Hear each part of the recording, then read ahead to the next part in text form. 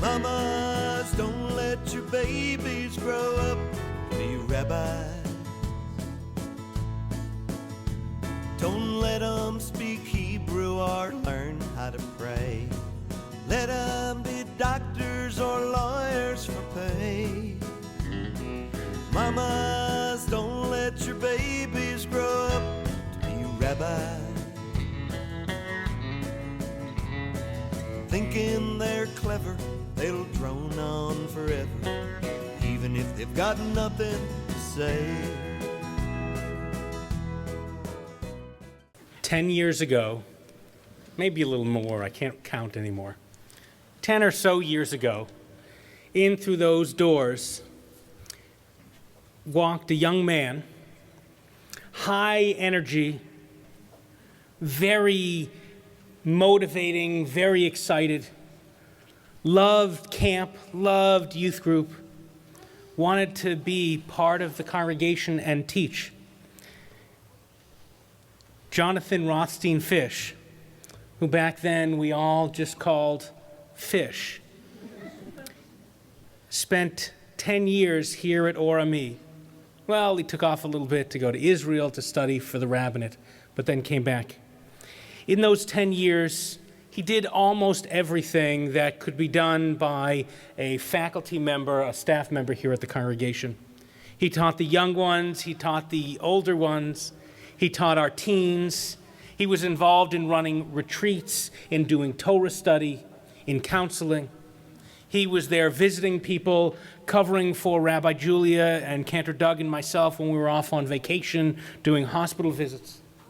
He grew up in the congregation, not from his youth to his teen years, but from his college years and beyond. And now he has the nerve to leave us. Jonathan had a dream back those 10 years ago, and that was to be a rabbi. And as he connected with Orami and we saw how he energized and engaged our young people and our families, we kept inviting him to do more and more in this congregation. And we saw members of this community become more and more deeply engaged with Judaism, with Torah, with spirituality, with God, with being Jewish. And then he went to rabbinical school. And he studied, and he studied, and boy, did he study. All along, taking on more and more roles here at the congregation until ultimately he became this past year officially our rabbinic intern. And now he has the nerve to leave us. A week from Sunday, at Temple Emmanuel of Beverly Hills, at 10 o'clock, Jonathan and his classmates, but Jonathan will be called up on the bima, and the Rosh Yeshiva, the head of the school, the rabbinical school, dear friend of mine, Aaron Pankin, will place his hands on his shoulders and then his head and speak the words that confirm who Jonathan, in our eyes, already is. One of our colleagues, and soon officially, a rabbi in Israel, or a rabbi of the Jewish people. This week's Torah portion is Behar. It means on the mountain. Donovan, I think his last name is Leach, Leach, wrote a song. And part of the lyrics say, first there is a mountain, then there is no mountain, then there is. We thought in this congregation we were doing really great work teaching and connecting people to Judaism. And then Jonathan came along and showed us some new ways of doing things. And boy, then we were really there. First there is a mountain, then there is no mountain, then there is. Esa einai el haharim. I lift up my eyes to the mountains.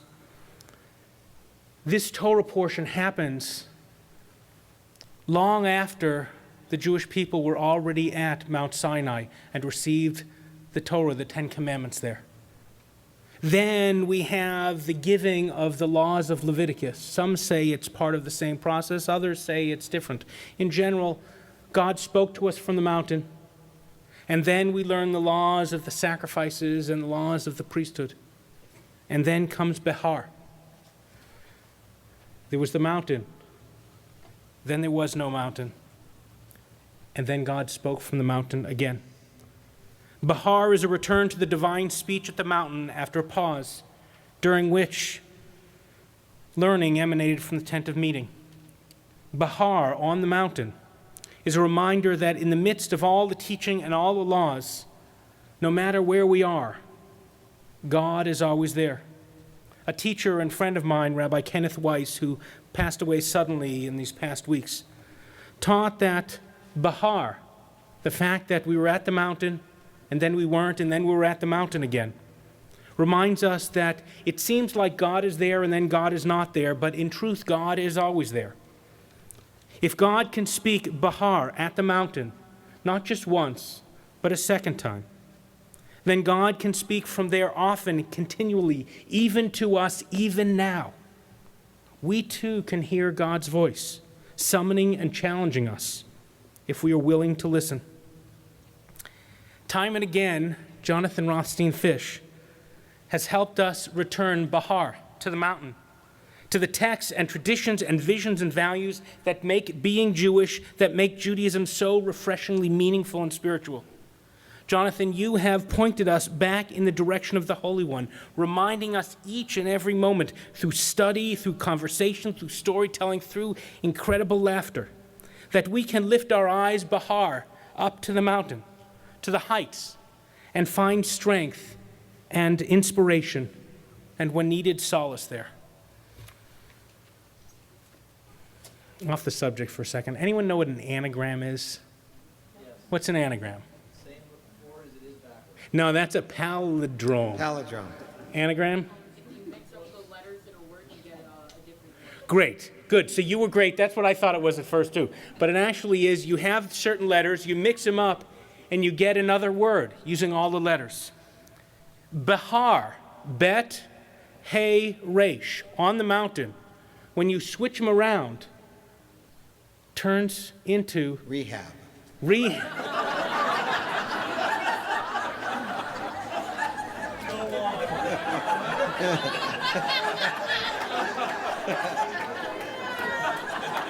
You just wait. You just wait. Mark this time and date. It's coming back. Behar is an anagram. Bet, Hey, Resh, when you turn it around, rearrange them, makes Harav, the rabbi. That's better than mine. Thank you. No, they both were. Jonathan, you helped us go through a rehab on the ugliness of Judaism and brought us back to the joy and inspiration of Judaism. You took us from times that Judaism and our Torah texts and our traditional texts were far away from us and brought them closer. You brought us up to the mountain, showed us that we could hear God's voice speaking to us, not them, but to each of us. And in that process, you became our teacher, our leader, Harav, the rabbi. So I know there's some fakakta ceremony a week from Sunday you have to go through. But this is your other congregation. He grew up in Ventura, the congregation there, where Cantor Doug was Cantor. Yeah, I grew up there. Here, you grew up into a rabbi. And so while it's a little early, we're going to start practicing. I introduce now to this congregation, Erev Rav, soon to be rabbi. We ask you to come forward, Rabbi to be Jonathan Rothstein-Fisch.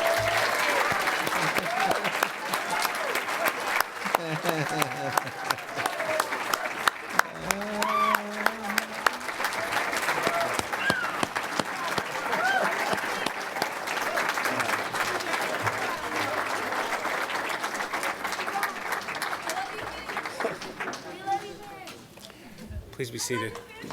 It's my mom. That was his mom. Not yet.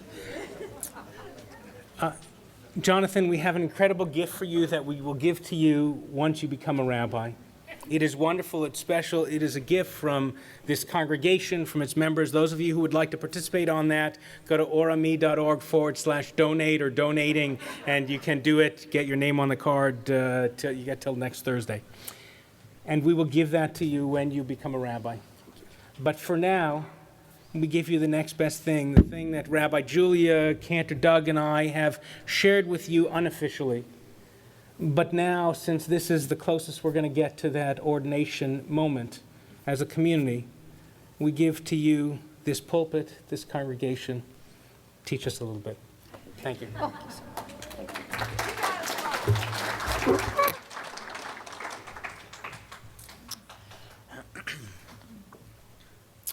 Thank you. Thank you so much for allowing me to be part of your community, your synagogue, and your home for almost 10 years. Congregation Orami, you have given me so much wisdom that I need to just pause for a second and say thank you to you. You have given me so many aspects of my life that I'm grateful for. For example, teaching. I love to teach your children. I love to teach you. I love to teach everybody, and you've given me the opportunity to do so. I have taught maybe 5 or 6 different grades in Mishpacha alone. I've taught in Kesher many years ago, currently this year as well. Triple T, I've had the opportunity to teach. Adult study. I've had so many wonderful opportunities to engage you with Judaism and rich text. Thank you. One thing that you have taught me more than anything else, and I'm most grateful for, is how to care for each other, is how to be a caring community. In my time here, I have seen this synagogue come together to support not only each other, the congregants of Orami, but the greater Los Angeles community. Mitzvah day after mitzvah day, we have built backpacks together to send off to kids who are pulled away from their homes during family crisis. That shows a great deal of warmth and love that you have for people outside of your own bubble, outside of Congregation Orami. That's something I'm going to cherish for the lifetime. Recently, I have been a recipient of homemade cards, phone calls, posters, emails, and visits while I was recovering from surgery. And firsthand, I got to see how much a difference your support makes. Orami has taught me the power of community acting as one to support those in need. And just to say thank you, in honor of Congregation Orami, I donated some funds. I'm just graduating school, so it's not very much, but it's really everything I have before a wedding, to Hadassah Hospital in Israel. And their whole life's mission is to help those in need, regardless of religion, regardless of political views. It doesn't matter where you live or what side of the line you're on, Hadassah Hospital is there to help. And in honor of everyone here, I just want to say thank you very much. This synagogue is made up of many wonderful and passionate leaders and teachers. To the teachers, thank you so much. I've learned so much from you over the past year and years, and I know I will continually do so as I go on. But I want to just mention 3 individuals very quickly. One, Cantor Doug Kotler. If I could sing your praises, I would, but we've talked about me singing, and I won't do that. He once pulled me aside from the mic and said, you can't even mouth it so close to the mic. I can still hear you, and your pitch and tone is awful. So I just want to say, You're actually cleaning that up a little bit. Yeah, that is good. I've had you coach me. You coach me. I love nothing more than watching you interact and engage the youth and the children here at Congregation Orami. Every year that I've taught, kids always look forward for you to come and to engage the class, because when you do, it's magical. It's just brilliant. And also on a deep level, I want to say thank you so much for spending time after services talking to me about how I can improve, which ways I could have stood and faced the audience, the congregation differently, and given people my attention. You've really instructed me, and I just want to say very personally, thank you. Thank you very much. I too have some gifts, but you'll have to get them later. I didn't bring them up with me. So thank you for always uplifting my prayers and for gifting us with your beautiful music. It does wonders to everybody. Thank you. Thank you. Thank you, Jonathan. Rabbi Weiss, thank you. Thank you so very much for encouraging me to explore my passion and love for youth and for education more seriously. You have been a support and a rock to lean on during so much of my time here and in my personal life. You are unlike any rabbi I have ever known or met. You have an attribute, a real gift, a character trait that makes you stand out. You care about everybody before yourself. You model for me what it means to be a caring rabbi, a rabbi who supports the community, the individual, and all their needs. And the best part about it is, you're not putting on a show. You are authentically you, and that is a gift that I cherish in you more than anything else. You are the real deal. You are a rabbi that anyone can come to help or for advice, and you would be there for them in a heartbeat. This not only makes you a great rabbi, but it makes you a great friend. Thank you for sharing your wisdom and Noam. You have a great son. Rabbi Kipnis. I learned in rabbinical school actually what to say in all of life cycle events.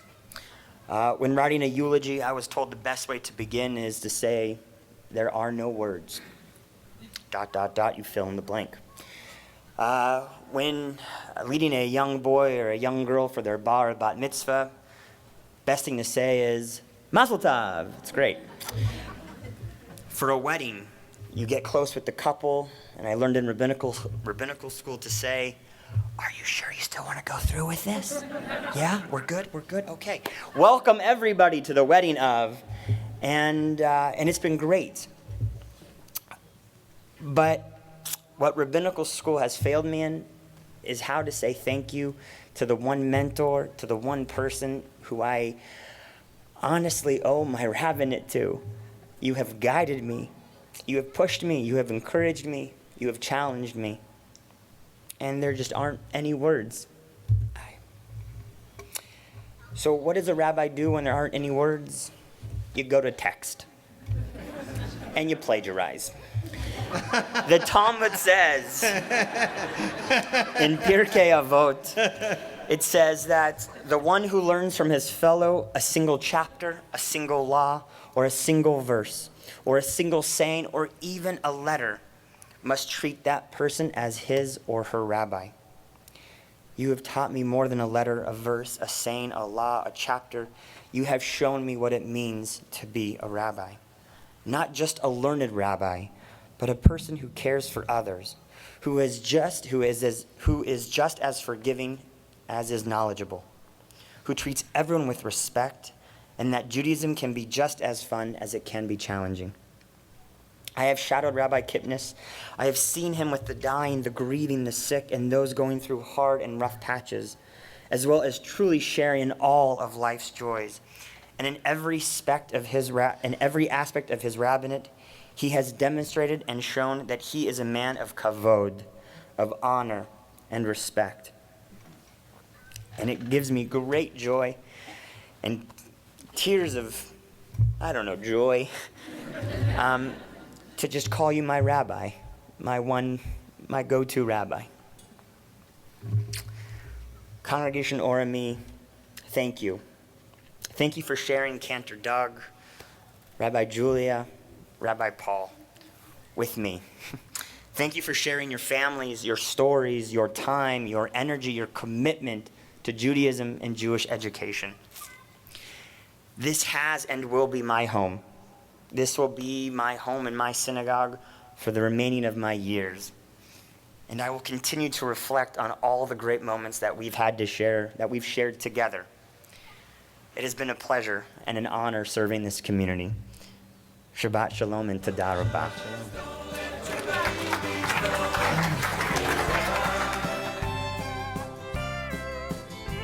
Don't let 'em speak Hebrew or learn how to pray. Let 'em be doctors and lawyers for pay. Mamas, don't let your babies grow up to be rabbis. Thinking they're clever, they'll drone on forever, even if they got nothing to say.